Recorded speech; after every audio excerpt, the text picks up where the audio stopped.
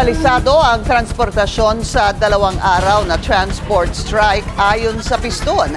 Libo-libo ang nakiisa sa protesta mula Quezon City hanggang Mendiola. Narito ang agenda report ni Ian Maghanoy live mula sa Mendiola Peace Arc sa Maynila. Ian, magpapatuloy pa ba itong nationwide transport strike?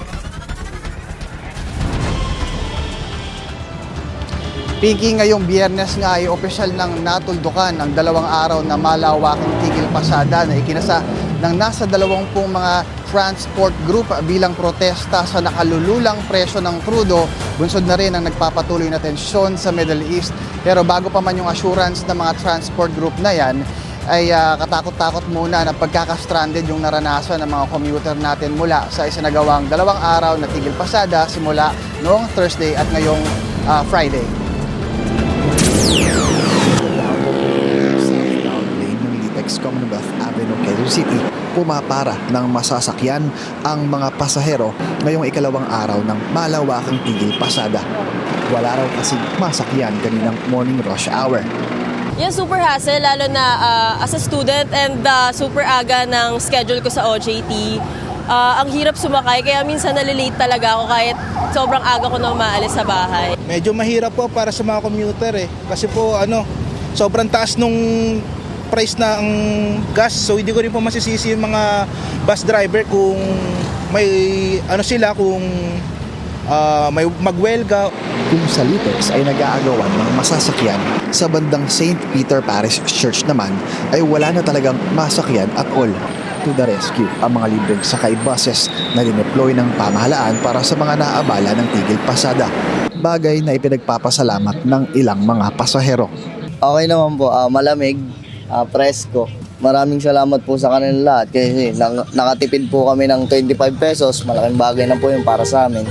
Sa kasagsagan ng protesta, hinimatay ang ilang rallyista dahil sa tindi ng init.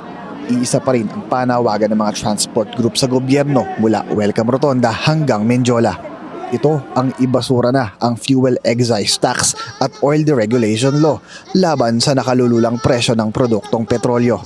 Marami na rin pong nabawas yung mga hindi na po kinakaya yung amortization ng mga sasakyan dahil sobra na po sa doble ang itinaas na po ng presyo ng langis, pero yung kita naman nila hindi naman lumalaki.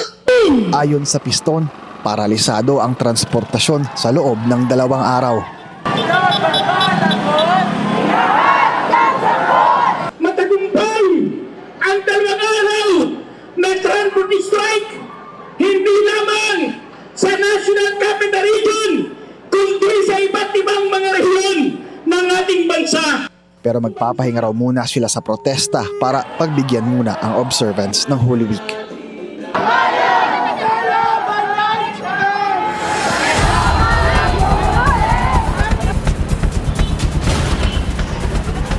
Pinky, tinatayang nasa 800 mga relihista ang nakiisa mula sa kilos protesta na isinagawa mula nga sa Rotonda sa Quezon City hanggang sa marating nila yung Mendiola dito sa Maynila ayon sa Manila Police District. Pero kahit pa raw natuldukan na yung 2 araw na malawakang tigil pasada na ikinasa ng mga transport group ay paniniguro ni Piston President Camo Di Floranda na magtutuloy-tuloy pa rin yung kanilang kilos protesta, gayon din yung tigil pasada pagkatapos naman ng Holy Week kung tumaas pa rin ang presyo ng krudo. Pinky?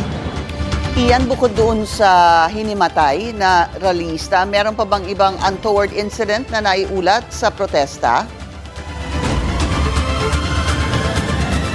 Hindi, tama ka. Yung hinimatay nga na rallyista mula doon sa Welcome Rotonda sa Quezon City ay agad namang nabigyan ng paunang lunas ng kanyang mga kapwa rallyista. Inilabas siya doon sa kilos protesta ng kapwa niya mga rallyista, tapos pinaypayan, pinainom ng malamig na tubig at saka pinunasan. Ay ngayon nga ay nasa maayos na siyang kalagayan at binigyang diin naman ni Manila Police District Spokesman Police Major Philip Ines na nag-apply ang kapulisan ng maximum tolerance para sa lahat ng mga relihistang nakiisang nais magpahayag ng kanilang saloobin laban nga dyan sa nakalululang pagtaas ng presyo ng krudo. At pasado 3:00 naman ng hapon ng opisyal na nagtapos ang kilos protesta na ayon sa Manila Police District ay naging mapayapa sa pangkalahatan. Pinky?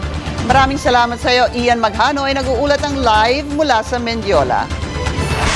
Mag-follow sa aming mga social media accounts at mag-subscribe sa aming YouTube channel para sa pinakahuli at eksklusibong mga balita.